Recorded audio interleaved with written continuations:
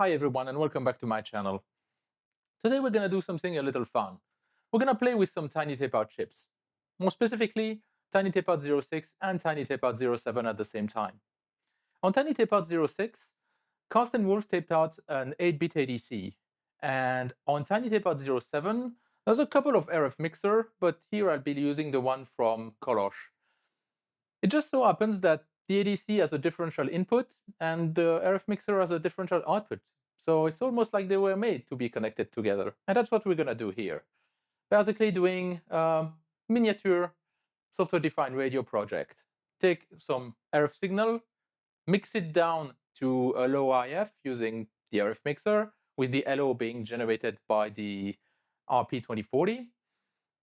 And then sample that IF using one ADC, feed the data to a host PC, and then run GNURadio there to do some fun demodulation. Let's have a look at the setup. So here is an overview of the setup, and we're going to review it, element by element. So at the beginning, we have this, which is my signal generator. If I can focus. This is going to send an FM modulated signal to our little prototype SDR. As you see, I'm sending it at a carrier frequency of 32.5 megahertz, power minus 10 dBm, which is not a lot of power, but it's more than you would get from an antenna. So for an antenna, you'd probably need an LNA or something. I also have the external input of my signal generator connected through a BNC cable that then goes through some weird adapter to a phone, and this is just going to be an audio source, a little more interesting than a pure tone. Then the output RF signal is going through that cable all the way to this board, and this board is a board that I designed for a completely different project, but it has on it a balloon, which allows me to do the conversion from a single-handed RF signal to a differential one, and also to inject the bias voltage. So we have the RF coming in on one side of the balloon, and then the differential signal is going through those two green wires there, and the bias is coming from that red wire here, and this is coming from my Rigel power supply so that I can vary the bias voltage. Then we go through the Tiny Tapeout 7 board, and that board is going to be running Kolos RF mixer.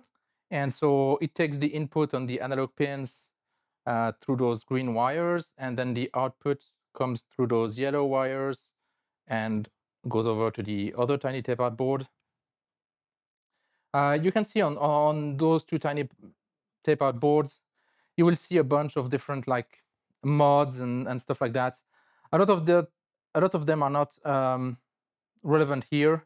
It's just because they are the main boards where I do all the testing and characterization and that kind of stuff. So they have a bunch of mods on them.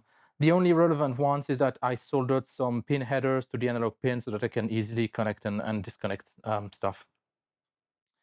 So the output of the mixer, the IF output in our case, goes over those yellow wires into the Tiny Tapeout 6 board. They also go through scope probe, which go to my Agilent scope, and I'm running, differential to single-handed by subtracting the two channels and then running an FFT so that we can see the spectral content of the IF signal. This Tiny Tapeout board that's a Tiny Tapeout 6 board, and it will be running Carsten Wulff 8-bit successive approximation ADC. The output of that comes on the output PMOD, and there is also a valid signal on the bidirectional PMOD. All of that is routed over to this board. That is a Glasgow Interface Explorer, which is running some custom gateway, which basically allows me to sample the data coming out of the ADC and send them through USB, through this hub, to my laptop, which will be running a GNURadio flow graph to do actual FM demodulation. Okay, so that was an overview of the setup we're going to be running. I will leave a camera just filming it, from apart so that you can see what's happening and things like that. But I will also include a proper screen capture from my screen and from the scope when it's relevant. Let's get started. The first thing to do is going to be to configure the Tiny Tapeout board. I will start with the mixer first. I think it's that board. Tiny Tapeout 7, yes, that's the mixer. And so I want to select the Gilbert cell by Kolos. So I will select it. And then I needed to provide LO. I will pick 64 megahertz here.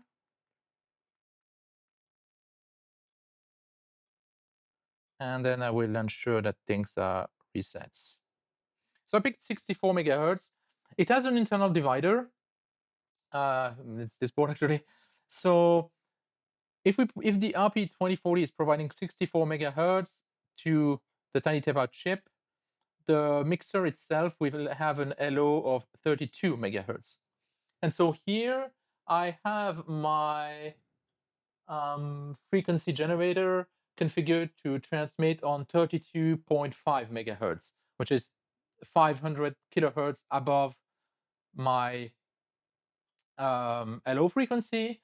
And so the mixer will down convert that 32.5 megahertz signal down by 32 megahertz. And so it will end up at 500 kilohertz intermediate frequency. And that 500 kilohertz intermediate frequency is going to be sampled by our ADC here. So at the moment the RF is off, so obviously we don't see anything on the scope, but we also need to enable our bias voltage because the differential RF input of the mixer needs to be biased. And so if we go to my power supply here and we enable bias at 1.1 volt, okay, so now we have bias. We still don't see anything, which is sort of expected. But now I will enable the RF from the signal generator and we should have something. And yes, you can see we have our FFT tone appeared here. And if I use a cursor, I should be able to put it, and it's here, and it's at 500 kilohertz or thereabout, 598.6. That's probably because the RPI frequency is not super precise. So the mixer works. We have our down converted signal. So on the scope, I've actually enabled the bandwidth limit of both channels that I'm using, simply because our intermediate frequency is relatively low in frequency. So to clean up the signal, I just enabled the bandwidth limit. Because obviously what we find on the IF is not just the mixing product we want. There's a bunch of other mixing products that we don't want, but they will be weak and too high frequency. And so they should hopefully not bother us too much when sampling them with the ADC. Let me see if I can actually trigger on one of those. Yeah. And so here you can see the IF signal. It's our down converted 500 kilohertz differential signal. If I remove the bandwidth limit, you can see that there is a lot of other signal in the time domain, and it can't even trigger anymore. That's why I'm using the bandwidth limit. They're also AC coupled because they have a DC bias. And in this case, that's actually a good thing that there's a DC bias, because the ADC from Carsten Wulff actually wants a DC bias, and it just so happens that the DC bias provided by the mixer is, in the range that's accepted by the ADC.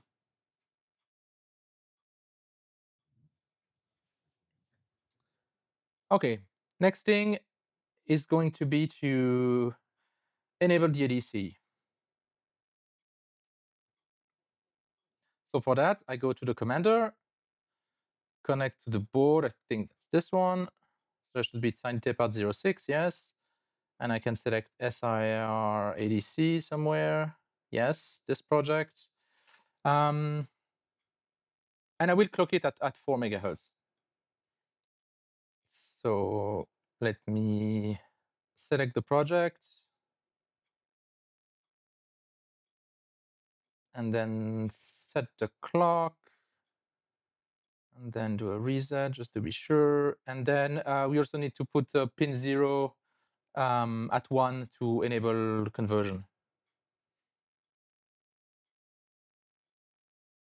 And so one thing you might have noticed, suddenly we have some spikes that have appeared in the spectrum. And if we look, let me take the cursor again. If we look where those spikes appeared,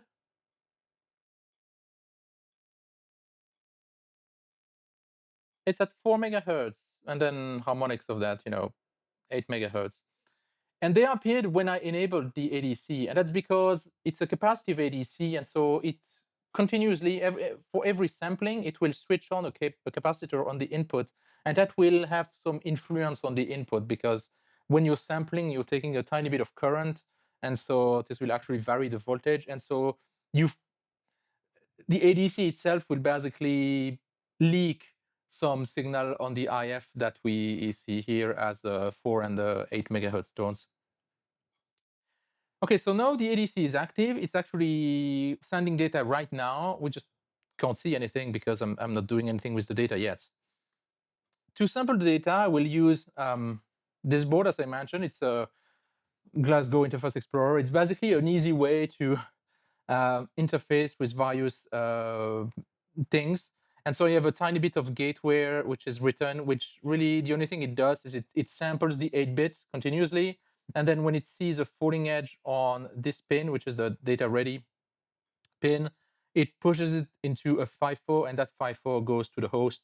And then I'm actually writing that to a FIFO file. So I'm running this command, sampling all those data pins, and then writing to a FIFO. At the other end of that FIFO, we have this GNURadio flow graph. So first, because at the moment I'm reading from some recorded data, I need to change that to actually sample from the FIFO. And then I need to bypass this block because this is only when reading from file. So what this flow graph does is the first part here on the top, it does basically real sampling into IQ. So it will do, well, first some data type conversion, converting from clear to float, and then it does a Hilbert transform, and then it keeps only 1 out of 2 samples, and then it shifts the spectrum. And what it does is it's just some, if you're not familiar with SDR, it's not super important, but you can read about it. It's basically going into the IQ domain and consider that we have 1 megahertz intermediate frequency. So the ADC is sampling at 4 megasamples per second, which means that the spectrum that we can bring is from 0 to 2 megahertz. And what this does is essentially does some math magic to convert that 0 to 2 megahertz to an IQ signal, which is from -1 megahertz to +1 megahertz. And then it kind of wraps around here, and then it goes into 2 paths. The first path is just a spectrum display so that we can see what we're sampling, what's going on in the frequency domain.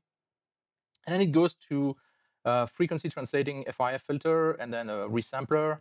And what it does is it takes a tiny chunk of that spectrum and don't converts it so that we can demodulate it. The output is then sent here, and then this does another frequency visualization so that we can see the spectral content of the channel we just done converted. And then it has a PLL frequency detector, which is basically going to be a FM demodulator goes through a bandpass filter, and it sends it again through some spectrum visualization so that we can see the audio spectrum. And then it sends it to the audio of my laptop. So let me start that flow graph and then start the sampling.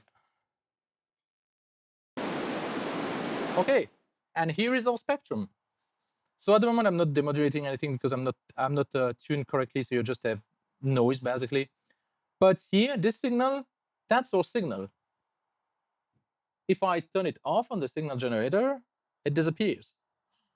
So we have our pure tone. I mean, at the moment, it's not modulated. It's just a carrier, so it's not going to really do anything. If I tune to it, we just get silence. So let me actually tune a bit more precisely. Okay, I'm more or less centered. And the noise stop is because now the PLL is locked. It's just constant, so there's really nothing to demodulate. What I'm going to do is now is I'm going to modulate this with the signal generator, and I'm going to modulate it from the internal source at 400 hertz. So I'm going to turn on the FM modulation, and we can hear our 400 hertz tone. Here, if you look at the spectrum, 0.4 kilohertz. Of course, I can change that.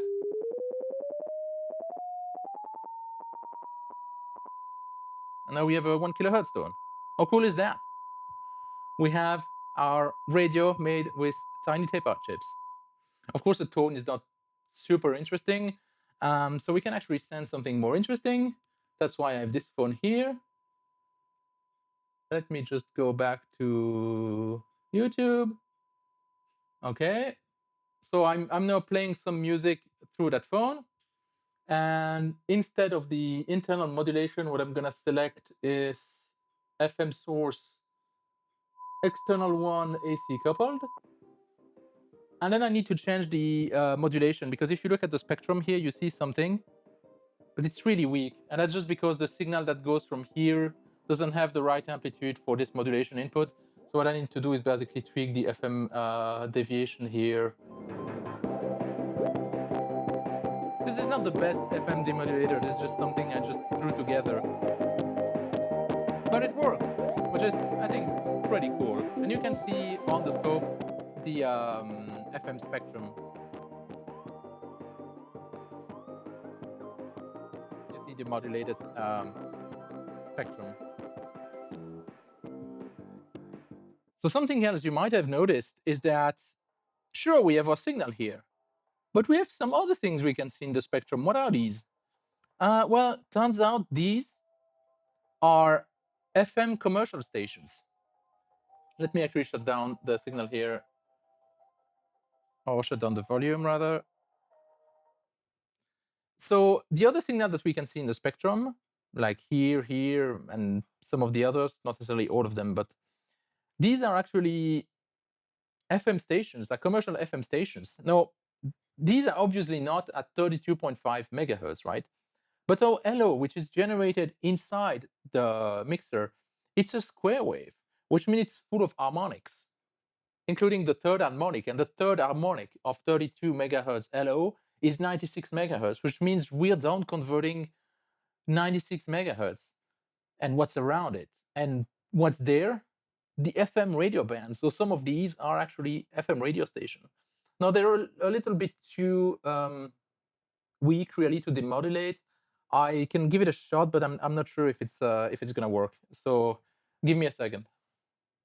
Okay, so I had to modify a few things, mostly because the commercial radio stations have a much wider FM deviation than my little example here. It's like wideband FM.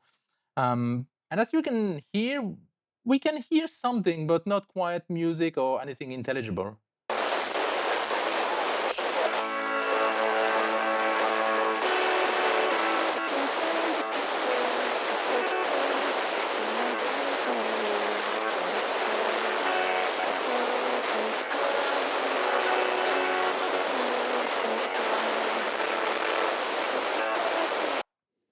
Yeah, as you can see, there's definitely something there. Let me retry and see if I can boost the signal with an LNA and maybe get a better signal. Okay, unfortunately, I can't manage to get a better signal. As you can see, I tried putting an antenna, which is a completely wrong antenna for this application because it's meant for 900 megahertz, but I just don't have any equipment meant for such a low frequency as FM radio. I put it through an LNA and then feed that to the RF input, but as you can see, there is absolutely no change in the signal if I turn it off and on. So I suspect the balloon is actually not really working at 100 megahertz like at all, and the FM radio is just leaking into those wires directly. Um, I tried connecting like a long wire to one side to try to pick up more signal, but I didn't really get anything. Okay, that's it for now. I hope you found this video interesting. Please leave a like, leave a comment if you have any questions. And I hope I demonstrated that even within the confines and restrictions of Tiny Tapeout, you can still do some pretty cool stuff. And if somebody is so inclined, you could take those two building blocks and put them in the same project and then create some digital logic that will do the demodulation on chip. So yeah, I think that would be pretty cool. But that's it for now. So I will see you in the next video. Bye.